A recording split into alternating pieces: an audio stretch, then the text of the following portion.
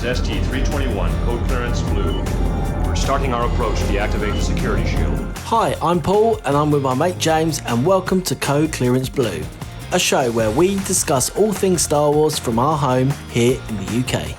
We would be honoured if you would join us. I've been looking forward to this.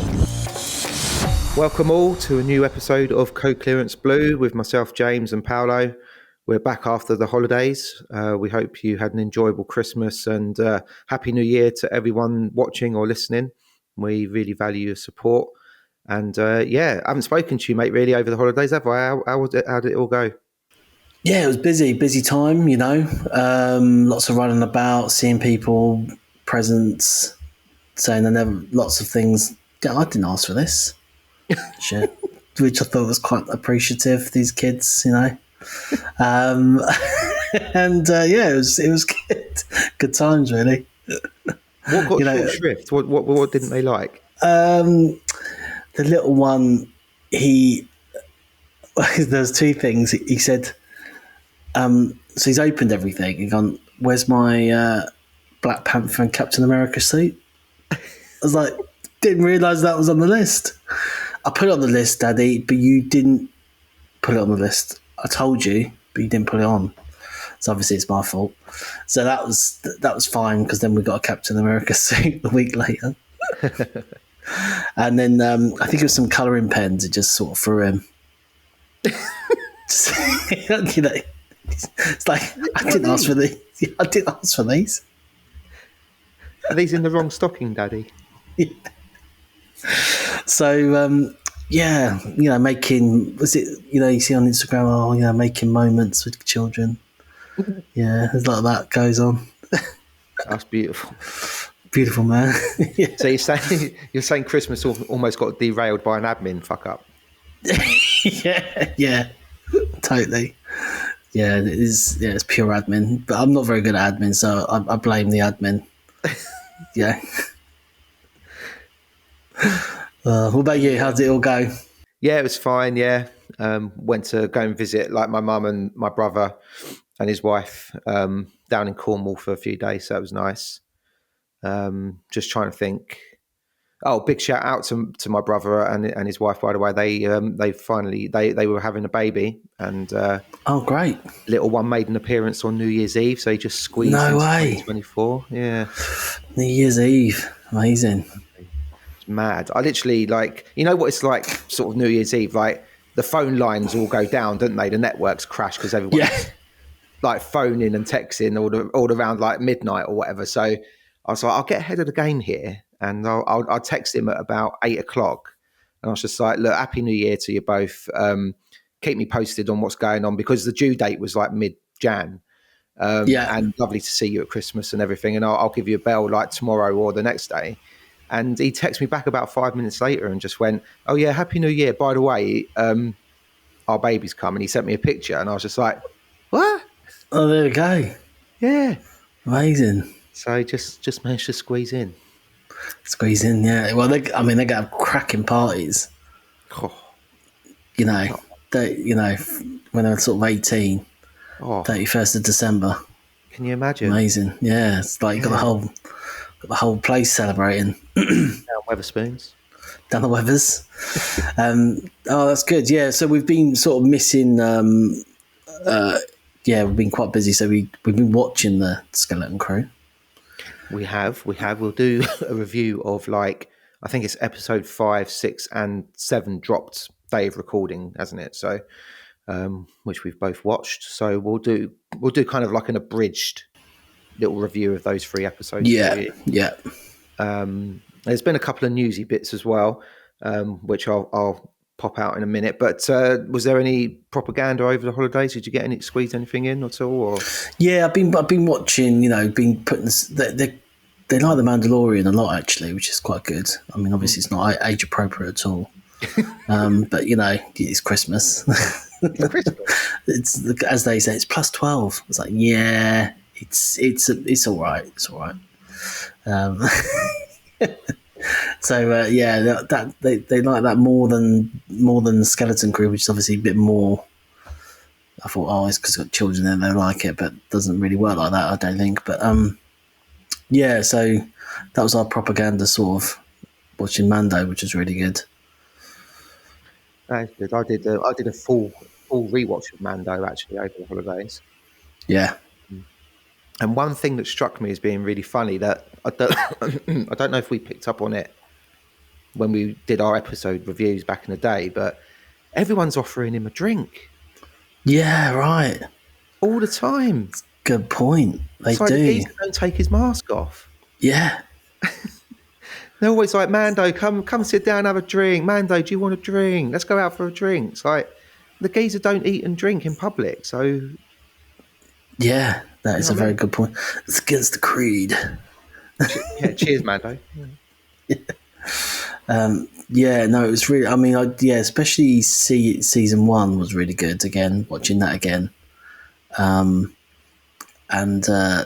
seeing sort of Moff Gideon at the end and everything, all the stormtroopers. Yeah, I thought, yeah, it's nice to watch it again, and I definitely want to do the same with, Andor, and when that comes up again, and Obi-Wan, just to sort of, it's really good to sort of watch it again, Yeah, definitely. Because the thing is, like, obviously with things like the prequels and even the sequels, you've watched them quite a few times, you know what I mean? But with the series, there is a tendency sort of to watch it, obviously when it comes out, maybe watch it again like a couple of days later and then sort of park it a bit, do you know what I mean? And even Skeleton Crew, like watching that at the beginning, like there's quite a lot of hints in episode 1, do you know what I mean? That you're now beginning to pick up on a bit more about this whole planet, which is sort of like it's there how they're acting, but when you're watching it as episode 1, you don't really pick up on it as much. Do you know what I mean? Yeah, of course. But now you go back to it and you now know what's going on. Then it's it was really good. But yeah, that was sort of my propaganda Christmas. But yeah, there was lots more Marvel sneaking in a lot more, which is good and bad, if you know what I mean. Yeah, I know what you mean. It's good because I do feel Star Wars is slightly older.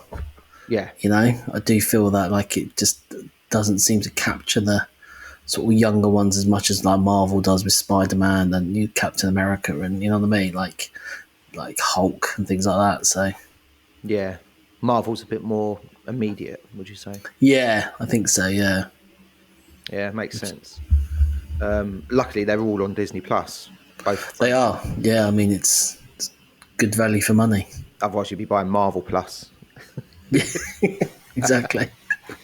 I've got to say as well, like just quickly, we're talking about the Mandalorian.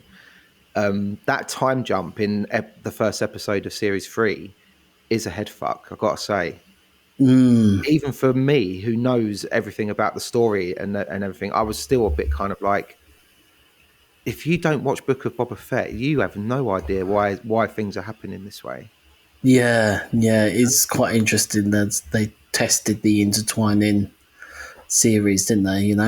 Yeah, but if you went plain cold into Mando Series 3 from the end of episode 2, you'd be like, why is Grogu back with Mando? Yeah, it's big. It's a big plot, isn't it? To sort of miss out on your own series. You know what I mean? In someone else's series. Yeah. I don't know if that happens in any other like big.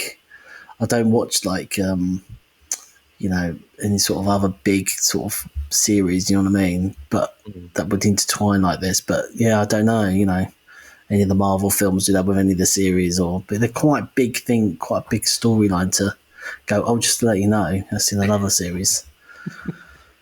Yeah, I think you're right. I've watched most of the Marvel TV shows that have come out. I must say my interest diminishes sort of each time a new one comes along. I'm not as gripped as I was by like the original sort of MCU every time there was a new one in the cinema and stuff like that. But at least the Marvel TV shows are kind of self-contained and they are just what they are rather than, I mean, you watch it and you just think, well, hold on a minute. Luke Skywalker of all people came along, took Grogu away, and then the first episode of Series 3, they're just back together in like this really cool-looking Naboo starfighter, and they're just adventuring again. It's like, well, what happened? Yeah. I don't know, but yeah, no, I guess it's just a bit of experimentation. We know who likes doing that, don't we? Cloners. Cloners love to experiment. So what's going on in the news then? Well, been a happening? couple of things that I saw early this week. There's another auction. We love an auction on this podcast, don't we? So it's quite Star Wars centric, but the prize piece that made a little story on a news website is an original Obi-Wan Kenobi figure from like the 1977 range.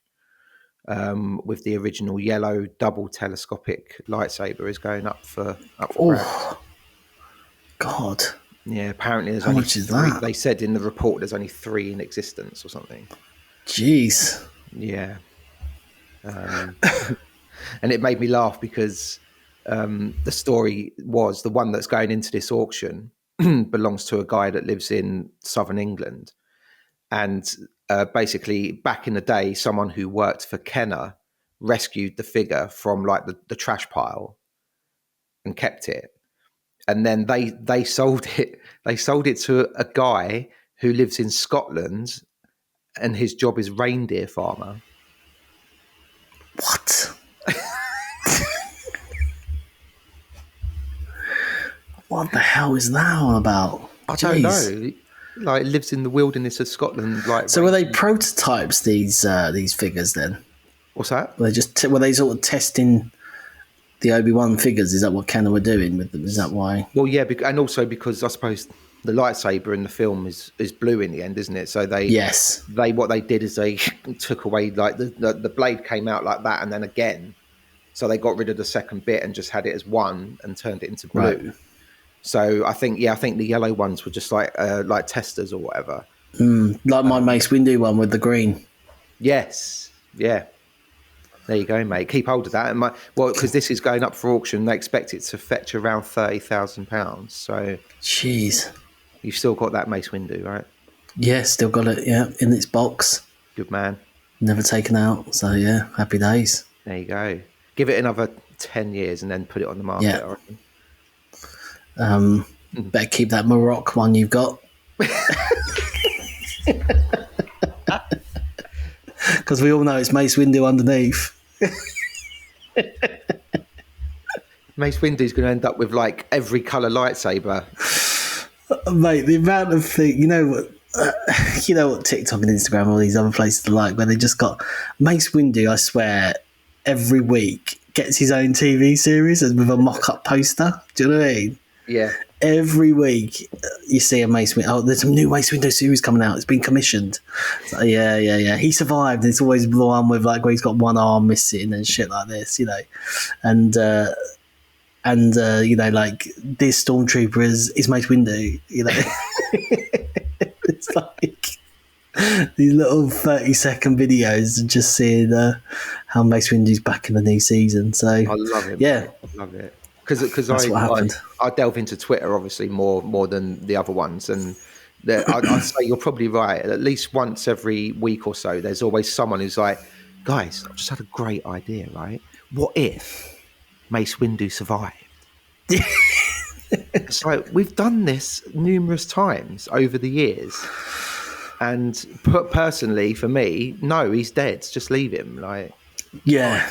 it's fine. It's fine. It was a great way to go. Oh yeah. Do you remember Snoke was Mace Windu at one point? Yeah. Of course he was. You know, it's just poor. Yeah, he always just gets. He always gets. Comes back in many different forms. He loves it. So if you've got a spare 30 grand lying around, you can get yourself an ultra rare Obi-Wan. So it's the figure with like the orange outfit. The proper. Yeah. I remember that. Yeah. Yep. So obviously, I was going to say them reindeer needed feeding, I suppose. Yeah. Got rid of it to this other geezer, but yeah. Anyway, so that's going up for auction, and then another bit of news: James Mangold has come out and spoken a little bit about his future film project. Yeah.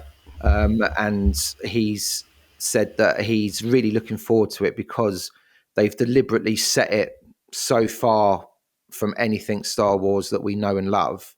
Like, I think 25,000 years or something before even like the Acolyte and Phantom Menace and all that sort of stuff. And he said he's really excited about that prospect because it means he's just not tethered to anything that's come before. So Great. he doesn't have to rely on tying it into Skywalkers or Palpatine or anything like that. He's just got a complete blank slate. And he kind of alluded to the fact that he's like, I don't need to get bogged down in like the lore and the history of everything. I can just do what I want. Okay. And, you know what I mean? And then in this day and age, particularly like with the online discourse going the way that it goes sometimes, I think that could probably be the best thing all round for everyone, couldn't it? Yeah, I think so. It depends. It depends on how far you go, I guess, but now how close you're keeping things, yeah. So I guess he's not going to Tatooine then. No, we never said that. He's kept that open. So is this in a completely different time period then? So as I understood from what I read before the turn of the year, I think he's doing some sort of story where it's like the dawn of the Jedi, or like the dawn of like the first Force users. Oh, I did read that, yeah. So he's going right to the beginning. Yeah, like the first person that discovers that they can do it or something like that, yeah. Yeah, no, I did. Now you mentioned it, I did read that. So that's quite good. Yeah, it could be interesting, couldn't it? I don't know what the story would...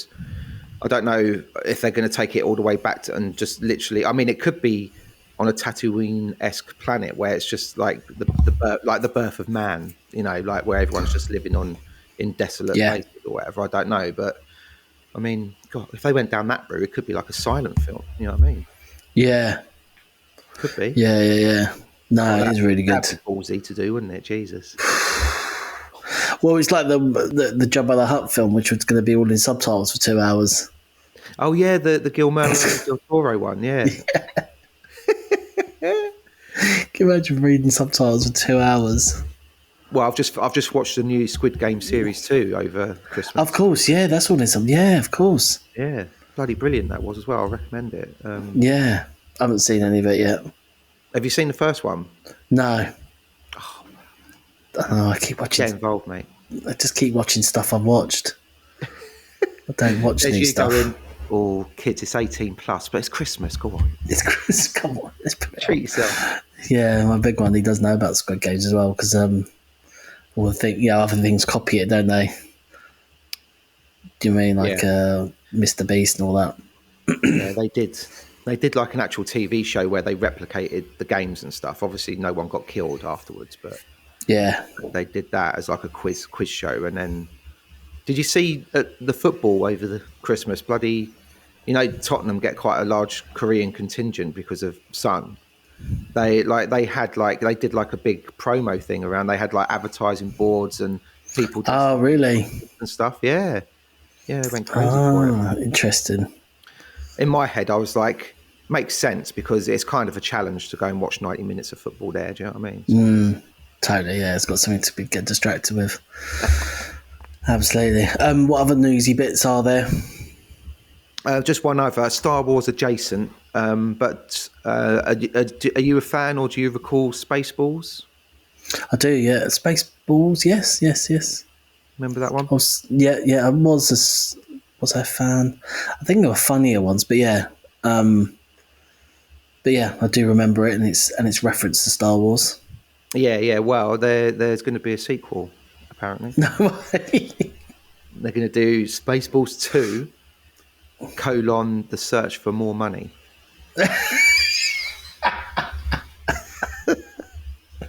To be fair, it is like, I think it's Tropic Thunder was maybe the last film that was like that kind of spoofy thing. You know what I mean? When did that come out? Do you remember? Oh, ages ago, mate. Yeah, it must be about 15 years ago now. Something. Is it a Brooks film? I don't think Tropic Thunder. No, Tropic Thunder. No, not Tropic Thunder. I mean, sorry, Stiller and all that lot, isn't it? Like, yeah. But no, I'm talking about Spaceballs. When did that come out? No, Spaceballs came out in like the 80s, didn't it? And it was Mel Brooks, yeah. Mel Brooks, yeah. I mean, I must admit, I watched it again maybe about when I was about sort of mid-20s, and it just wasn't that funny, to be honest. No, I remember. But yeah, that sort of spoofy Naked Gun, Hot Shots, Yeah. Spaceball, like definitely felt like it had its thing, but that sort of come back. I think definitely. I think younger generations will love a bit of spoofy stuff. Yeah, I think it'll be all right. I mean, Brooks is like in sort of engaged to like help bring it to life. He's 98 though, I think I read. I was gonna say he must be really old. Yeah, Josh Gad, the geezer with the glasses who did the voice of the snowman in Frozen. Yes, yeah. I think he's like one of the main drivers behind it. And I read an interview with him, and he said that he had a meeting with Brooks, and then Brooks was just like, "Look, I'm interested. Tell me what your idea is and all that sort of stuff." But he was like, "I've got to tell you, I've not kept up to date with Star Wars since like the original ones came out or whatever." Yeah. So Gad was like having to give him a potted history of like all the stuff that's happened, prequel. And the quest for more money. Yeah, I think that's provisionally what it's called. Yeah, I mean that's a good title, to be fair. It's a good title. Yeah, so it'd be interesting to see what they do with that. But watch this space. You just mentioned Naked Gun. I thought there was a Naked Gun with Liam Neeson coming out, isn't there? Is there? Yeah, like I swear, all of last year there was all like they're filming it, they're doing it. There was like a photo and stuff like that, but No not seen any way. trailer, not seen anything since like I don't know, the autumn. Yeah. There's actual movies. I mean, obviously we've had lots of spoofy stuff as TV stuff, and you'd think that spoofy stuff would work really well, like on like a Netflix or a YouTube type format. Do you know what I mean? As well, like rather than just some cinema or movie sitting, it'd probably work quite well on YouTube, and TikTok and all that stuff. But yeah, like I loved all those films at that time. Yeah, it's really good. Yeah, no, I mean, like Naked Gun still holds up. Yeah, Spaceballs for me it just fell really flat. I was like really pumped up to watch it because I hadn't seen it for ages, and I was like, I remember this being hilarious, and then just watching it and being like, I'm not laughing. Do you know what I mean? Like, yeah. So, but yeah, Naked Gun definitely still top, and Airplane, and like even I think I've seen Hot Shots again fairly recently, and that was still like pretty funny. Yeah, very good. Top Secret and stuff. And Top Secret, yeah. Good stuff. Was there any other bits? That was it? I think that's it, mate. Unless you got anything kicking about. No, only again, our friend sent us this, and I don't know if it's fake or not, about Revenge of the Sith coming out in the cinema, because the poster didn't look that convincing. I had a quick whiz about, and again, there's about 50 different poster mock-ups. I think there is an official logo for the 20th anniversary, but right. But I don't know why you would have a logo and not anything else. But anyway, that seemed to be maybe coming up in May. I mean, it's probably going to happen, isn't it? Like we've said before, it's money for old rope, isn't it? Yeah, I mean, Phantom Menace is making over 10 million US. For nothing is good, isn't it? Yeah, keeps the lights on.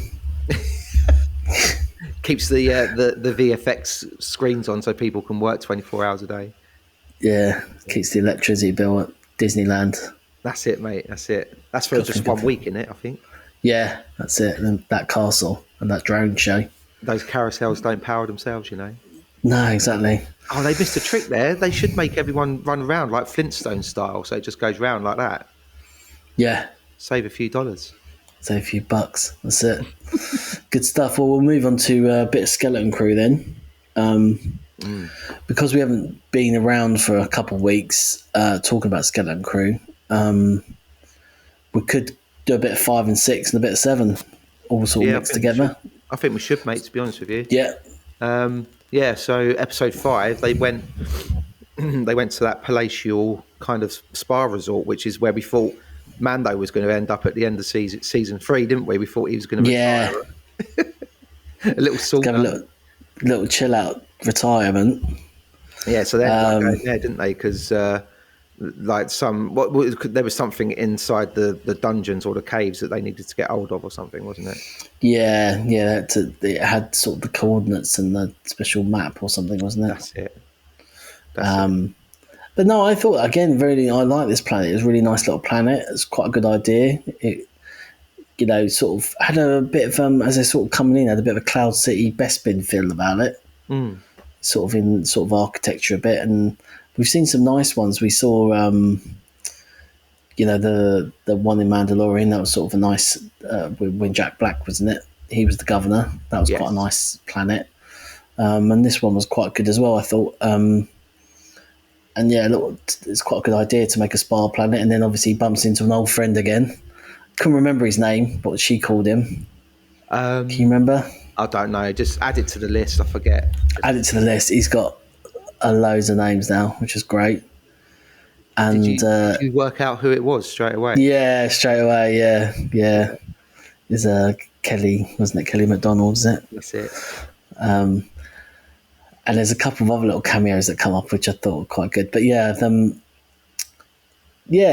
liked, and it was a good ep as well. I thought, a good little bit of adventure, escaping, get found out that they're wrong uns.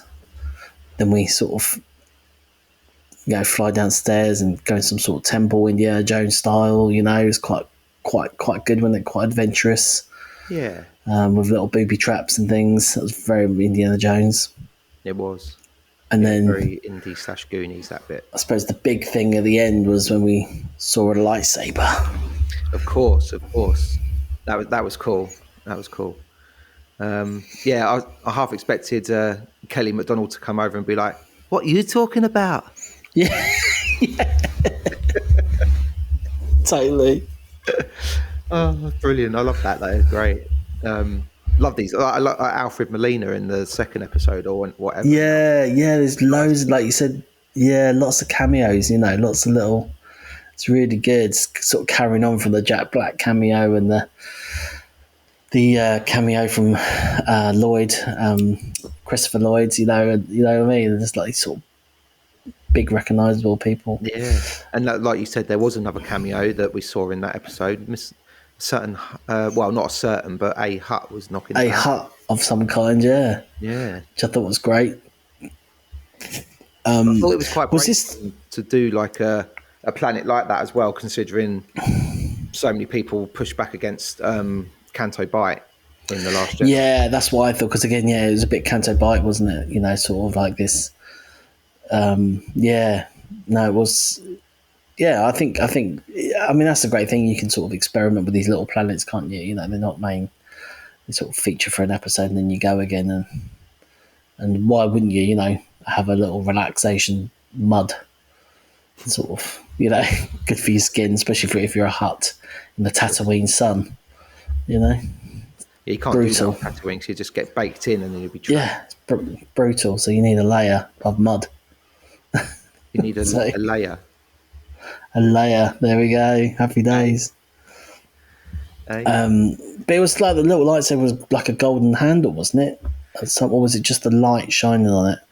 I'm not sure because there was a lot of gold in the room, so it might have just been reflected. But yeah, I thought it was pretty neat to finally see one, and then obviously Wim was like, oh, because that was great, wasn't it? Yeah, that was so good. But then obviously, as we see in episode 7, without skipping ahead too much, obviously old Captain Dave Scarlet, whatever his name is doesn't really use it in the way that Wim probably thought, So yeah. But no, that was really good, and like you say, very kind of indie / Goonies-esque. So like the whole series was obviously kind of sold on that premise. So that was that little box ticked off. But then obviously, old Jod gets captured again by his old crew at the end, and the kids get left abandoned at the bottom of the cliff or whatever, and things look a little bit dire. Oh no, or did he? No, he took over the captaincy from Fern, didn't he? He challenged her. It's a bit dark that bit, wasn't it? Because he got around the neck and said, just say yield and I'll let you go. Got a knife out to her throat. I think he's a very he's a very good character. I think that's like, as these episodes have been going on, old Jod, he's quite, because you just don't know whether he's going sort of, he goes completely like an arse, then sort of tracks, and then he sort of, you think, oh, actually he's all right, and then, you know what I mean? He's quite got a lot of things going on. Bit Han Solo-esque, I suppose, you know what I mean? Like how Solo has to sort of escape, think about himself, get the money to Jabba, you know what I mean? But obviously he has a lot more empathy than Solo does, you know what I mean? So he becomes part of, whereas there's not really huge amounts of empathy, I don't think, with Mr. Captain Scarlet. No, I couldn't. I mean, there was that one conversation that you had with Wim where he was like talking to him on the Onyx Cinder, like I think episode 3, I think maybe, where he was like, you know, just kind of go with the flow and like don't worry about your parent, your dad, and all that sort of thing. Because That's right. ultimately, only you can look out for yourself and all that sort of thing. Yeah. But like after like episode 6 and 7, like he's turned into a bit of a bastard, really. So He has. it's quite, yeah. We still can't really place him, can we? I think it's the last episode's next week, isn't it? So I think that will kind of hopefully give us some sort of, maybe not wrap up, because if they're going to use these characters moving forwards at any point, then we won't maybe not get the whole story, but maybe we might get an hour-long ep and get some backstory to him or something, maybe. Yeah, maybe, yeah, definitely, because it's sort of ended in a place now, isn't it? With a whole episode left, and you think it feels quite finished at the minute, but not, obviously. Yeah. Obviously, it's good how it finishes, but we'll come to that bit in a minute. But yeah, I mean, again, I thought it was a very good ep. Good way to end. They escape down a little booby trap, and he's sort of there with the lightsaber, and then we're sort of moving to episode 6. Yeah, that's it. And then he goes back up to the surface in episode 6, and then obviously the pirates come down and they see him and they're like, oh, this guy again, right, take him on board. And the kids are down the bottom of the cliff, and they're like, have their first real sort of like proper argument with each other, don't they? Yeah. And then, yeah, it was interesting to see a little bit more about KB and the fact that she's kind of like powered by the thing in the back of her head. So is she kind of like, is she an android? Like, she's not a droid, but she's not fully human. So is she, I don't know, is she an enhanced human, or is she like an android or something? But yeah, they have a little tiff, don't they, and sort of split up. One goes up the mountain, one goes around the mountain. Yep, that's it. And that sort of just kind of, that was fine. It just sort of went on a little bit. And then obviously Captain Scarlet was in trouble with the Wolf Man. That's it. Yeah, who's got his own movie coming out this month, apparently. The Avatar. What's the movie? It's called Wolfman. Oh, right. There you go. You kept it simple. It's a prequel about how he became a pirate. How he became a pirate. This is a question, right? Is it a bit too piratey? Do you know what? Episode 7's today, it's the music especially. I was like, this really feels like Pirates of the Caribbean. Yeah. Is it like, I remember particularly maybe that episode, just everyone having a pirate accent, and everyone's like, arr, arr, arr, arr, you know, and then there's like everyone's got fucking knives and like things, and then like you said, the music, and then like everyone and just thought, okay, we're just going over the top of this pirate business now. Yeah, no, like, it's got a West Country accent. Yeah, no, they did. They had gone kind of full pirate, because like whenever people said pirates in Star Wars before, I kind of imagined the look of that, but they just have blasters. Yeah. Or like maybe like a long like staff or something like that, but not cutlasses and knives and all that sort of shenanigans. And West, obviously, the droid has a pirate accent as well, doesn't he? Even though he's not a pirate. Yeah. Yeah, it's true. It's true. I suppose they were like, look, we're going to make this a Star Wars, a pirate-themed Star Wars show, so we've got to go with that the whole way through. Yeah, and they're looking for treasure, obviously. Of course, always looking for treasure. Looking for, gold. I'm surprised, like when they reached Atatin and in episode 7, that there wasn't like a giant X like on the outside of the planet. Do you know what I mean? Exactly. Yeah. Well, that's all we're missing, aren't there? X marks the spot, and then someone just have an eye patch and a parrot. There was some sort of parroty bird, though, wasn't there? One of them. Oh, I can't remember. I think there was. There is a geezer with an eye patch anyway, but it's like a futuristic. Yeah. Like, Well, there you go. Yeah. A futuristic eye patch. Yeah, it's got. Yeah, they've definitely gone right. Okay, this is right. All pirate cliches down on one page, and it's come up with it. And that's what's happened, isn't it? I think you're right. And like the music in episode 7, like when they first reached like the outskirts of Atatin, like it was really piratey, but then it gave it like a Star Wars flourish. Yeah. Halfway through, and I was like, it works really nicely actually in the context of this show. It works really good. But yeah, I think if I heard it out of context, I'd be a bit like, well, no, that's Pirates of the Caribbean or something. Yeah. Totally. So I definitely think they've gone pirate overdrive. Yeah, I think. Yeah. So. And then, so there was that whole scene, wasn't there? Like back on the ship where like the Wolfman's just like, put him in the airlock. Yeah, we're going to airlock him. Airlock him. So funny. And he make him walk the plank. A little speech. I quite like the plasma egg timer thing that they had. That was good, wasn't it? Nice. Yeah. But yeah, it's just like he had to do like the rousing speech, didn't he, and get everyone back on side. Yeah. Mate, I'd hate to be a pirate captain because your crew just flips at the touch of a switch. Yeah. Someone just comes on board and says, I know where there's treasure. And they're all like, we're going with him then. Yeah. No, good. Yeah, no, it is really good. And I thought, last week's one was a little just sort of filled in a bit. He's on this ship and then kids escape. Obviously, the big monster. Need a big monster, obviously, don't we? Big alien monster. Try to eat them. Did you see, just on that point, did you know that was stop motion? No way. That's good. Yeah, they actually coming back. Yeah, they made a model of it with Phil Tippett, who did a lot of the original stuff. Yeah, Mr. Stop Motion. Yeah, indeed. Yeah, him and his company got drafted in, and they did that. Wow, they're back in the loop. Yeah. And so the monsters in the show, like in the universe, is called Tetanus. And they gave it that name because they said that when they were constructing it, obviously it's made up of loads of like little metal parts and bits and pieces. And like the model makers kept like pricking their fingers and stuff. Keep having to have a jab. Tetanus jab. Brilliant. Yeah. That's good. So that tickled. Yeah, no, it's good that they escaped. I watched it again and I was like, wow, yeah, that's because it just looks CGI or whatever, Yeah, that's impressive though. That's really cool. Good.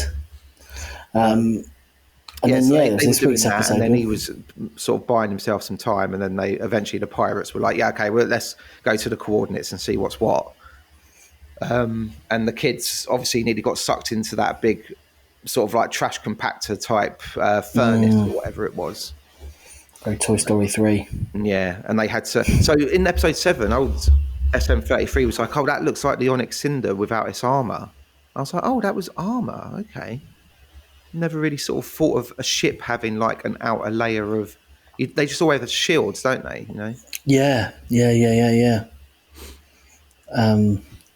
managed to escape, don't they?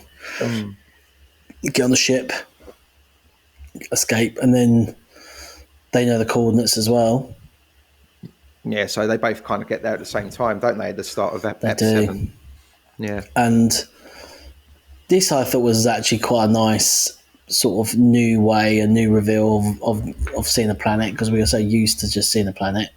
And obviously we've seen things like Scarif, which has a artificial sort of shield around it. But this was a nice idea. This was a really good idea, because obviously online sort of this week before this episode, I saw some really good little rumours. I thought, you know what I mean? Like, oh, that's quite an interesting one. Was, are we going to go and see Ahsoka and go to and ride some whales and go to see a different galaxy and pick her up I bring it back. I'm like, whoa, that's quite an interesting way of, kind of bringing this thing together. But I thought, well, maybe that's a bit too far. But we do have 2 episodes left, and maybe she's the one that knows how to get wherever this planet is. Okay. So I thought that was quite a nice thing. Obviously, I don't think that will happen now, but because we've made it back. But that was quite a good little rumour, I suppose. Do you know what? It's a good rumour, and you can kind of make it work, but you'd suffer from the same thing that we just discussed about Mandalorian and Book of Boba. Yeah. Because if people hadn't watched Ahsoka, or they didn't watch Skeleton Crew, and then the first episode of Ahsoka 2 is like her back in our galaxy, like pouncing about or whatever, they'd be like, hold on a minute, we left her in the other galaxy and she had no way of getting out. So yeah. Yeah, totally. So yeah, I think that was quite interesting. And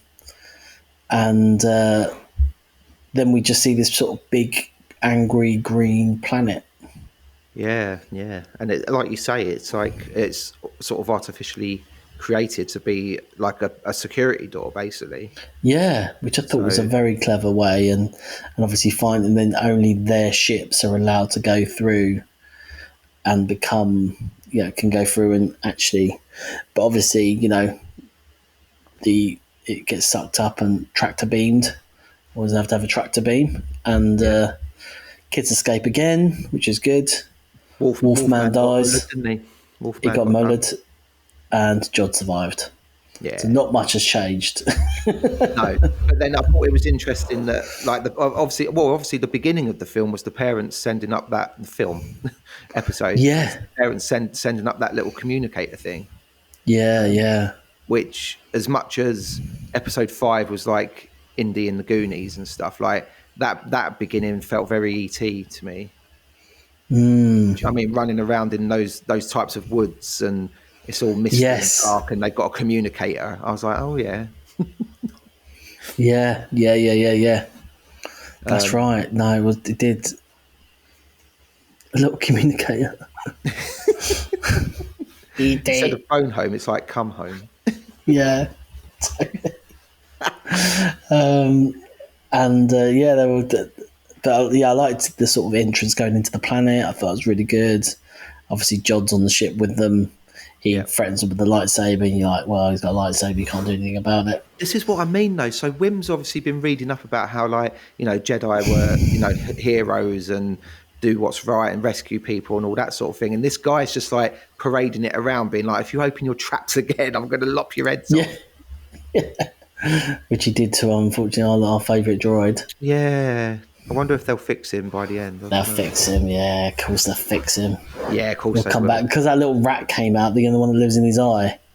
He's clearly something else as well. He's got something he knows how to fix him, do you know what I mean? That's his little pirate mate. Rat boy. Yeah.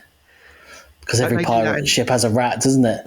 Every ship has a rat. Yeah, you're not wrong, mate. You're not wrong. No, there's always rats on pirate ships. Mate. They haven't mentioned rum yet, have they? No, there's been no rum. I don't know if it exists in Star Wars universe. No. Blue rum. There's got to be an equivalent, though. Yeah. Totally. I have to go down to Cantina and order it, see if it comes up. Yeah, see if it comes up. But yeah, I'm sure they'll bring him back at some point. But yeah, they get through, and then obviously, like, all the parents are in trouble with the droids, aren't they? Because they're like, oh, you violated the security protocols of blah blah blah. Yeah. So they're in trouble, and then I just love how they're just like, we're going to take you to stand by, and he just walks off. Yeah. And they're like, what's going on? Yeah. So they land, and then now, like, you might, I got a bit confused why they did this. Maybe I missed a line of dialogue or something, but I know that they think Jod is like the emissary. But why did they take him straight down to the vaults where all the gold is? Because this is me thinking. I think he's there as this Republic guy, and it's clear that all the money for the Republic is made on this planet, and he must be doing the better when Obi-Wan, like he went to Camino to check on how his clones are doing. I think he's there to check on how his money is doing. So you think the droids were like, do you want to go and see the vaults? Because Check it, yeah. Because I reckon there's a Republic somebody on their way to the planet to check to see how these Republic credits are coming along. And that's clearly this whole reason for this, secrecy of this planet, because essentially they're like the Bank of England printing all the money for the galaxy, aren't they? Yeah. Or the US Treasury, basically. They're printing all the cash for the whole galaxy, which must have happened under Palpatine's watch as well. He must have had the same sort of planet, you know what I mean? All these, but yeah, now they're all these sort of, because they said there's over 1,000 volts, right? So Yeah. it could have been the same planet, to be fair, because obviously there's a legend about how much treasure's on this planet. So it could have been just like that from day one, from the Republic, the original Republic, or the old Republic, that they just, Atatin's always been this planet that just produces the cash. Yeah. So do you think, like, I saw someone online this morning say that wouldn't it be interesting if that's how the First Order got funded, because Yeah. they discovered where it was and they just went and plundered it or something? Yeah, because it would make so much sense, because you're like, where'd the First Order come from? How much gear have they got? Like a bit like the Emperor, you know what I mean? Like sort of the Empire, they've got so much cash, and you're like, well, it makes perfect sense, Obviously, we see a bit of Andor, don't we? There's a vault there, but that's a very small one. But Yeah. Compared to this, so I think he's there as the head of Treasury or something, pretend as a Republic, as the head of the Republic. You know what I mean? And he's just managed to blag his way in. Yeah. No, I got, like, from his, I get that he's pretending to be like the emissary. I just didn't understand why. It didn't seem like that there was a conversation where he was like, take me down to the vault so I can see. Or the droids didn't say, do you want to come and see the vaults? They just went down in that lift, and then the droids were like, here's a vault. And I was like, why are they showing him? Like, because I know that he's pretending. Yeah. Yeah, even still.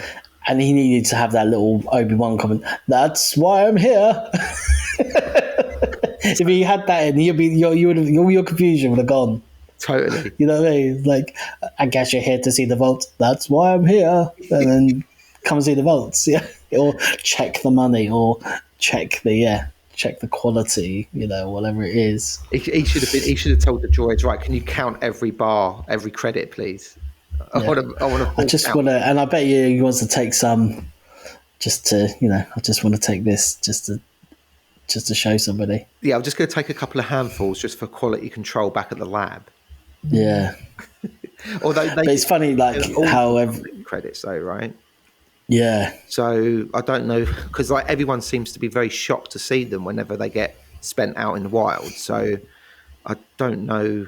Maybe they're melting them down in that bit in the middle to like make them into like new credits or something. I don't know, but maybe I'm just overthinking it. Yeah. But it makes sense that the planet is what it is now, right? You've got all the workers, that don't know anything about this inner core vaults.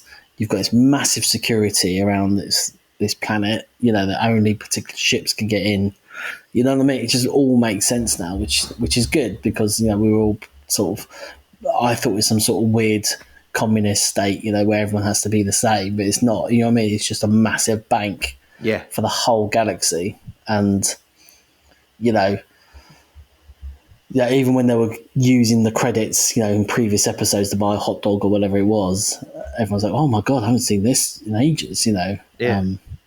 This type of Republic credit. So, very, very good. Makes huge amounts of sense now, and I thought again, it's a nice surprise to the story. Yeah, it is, and it's good story. It's the pirate theme very well, doesn't it? As well, like to have like a massive like treasure trove, like. Yeah, it's completely that, isn't it? Like, and now, I mean, it sort of ended interestingly, with him sort of threatening with the lightsaber again and trying to get his mates down, basically. Yeah, that's it. Yeah, I mean, I thought the ending was a bit too abrupt. I know we've had a few of these across the TV shows before, but like that one was like really, no one said anything. It was just left with him sparking up, and that was it. And I was like, if the next episode isn't at least 45 minutes, I'm going to be a bit disappointed, I think. Yeah. But no, it was really good, really Hold on. good. I'm Hold on, I've just got news. Following what we saw in episode 7, Watto will now accept Republic credit, he said. he Breaking will news. the only planet not to fucking accept it. Tatooine. Yeah, that film would have been a hell of a lot shorter, wouldn't it? It's like, Yeah. how much for your Nubian? Whatever it was. Here you go. Oh, thanks. Off we go. Another Star Wars shortcut. Have the boy bring it to the hangar and then just poodle along, son. Off you go. Go on. Done. Let me test your blood. Yeah. So yeah, I mean, generally, what do you think of this series? Because I think I'm actually quite impressed with it, because I think maybe my expectation were quite low. Do you know what I mean? Like, thinking it's a kids thing and all this, and it's just going to be this little adventure story, and there's not going to be that much depth to it. But in actual fact, there's quite a lot of depth to it. It's really good as really establishing a really good story. I think the whole Jod characters. I mean, the kids aren't annoying. Jod's really good. There's a lot of complexity about him. You don't know where he's going. Yeah. He's got a connection with the Jedi somehow. Yeah. I mean, quoting Qui-Gon. Quoting Qui-Gon, yeah, we didn't mention that, did we? Yeah, that's true. That's And is he an old Qui-Gon student? Somebody said online. Well, yeah, someone else said that maybe he's a survivor of 66, maybe. Yeah. I think he feels a bit young for it, but I don't know. Maybe he was obviously a youngling. Yeah, but then, Grogu was young, and old, yeah. what's her name from Kenobi was young as well, wasn't she? Yeah, so she's the same age, isn't she? Yeah. I know, sorry, yeah. I can't remember her name. I know it's Moses Ingram, but I can't remember her character's name. Third sister. Sister. But she was sort of the same age as Jod, I think, but obviously... Yeah. I know she was in... I know Jude Law's like fairly old now, but like he doesn't look old in the show, does he? So. No, he doesn't, no. But that was between episode 3 and 4. She popped up, didn't she? So, oh, that's true. But yeah, I mean, he might just be pirating around. But yeah, no, I was quite impressed, and it's quite good. Is this sort of like, obviously with Solo and things like that, which was all more about the smuggling, smuggling pirate, the new smugglers, is that what we call smugglers in this time, post Jedi? I think there's crossover.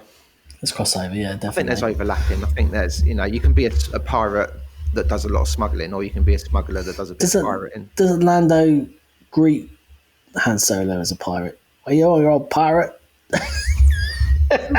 Yeah, he does. Yeah, because I suppose it's kind of one and the same, really, isn't it? They're kind of nicking things, or like shifting things. But I suppose pirates don't work for a big guy. They work in a very isolated. They're captain, right? Whereas obviously smugglers usually working for a gangster of some kind, or they're part of like the one in Solo. If you'd like us to do a deep dive on the difference between pirates and smugglers, let us know on Twitter at UK Star Wars Pod. We'd be happy to oblige. Absolutely, definitely. But yes, good series so far. I'm interested to see how it wraps up.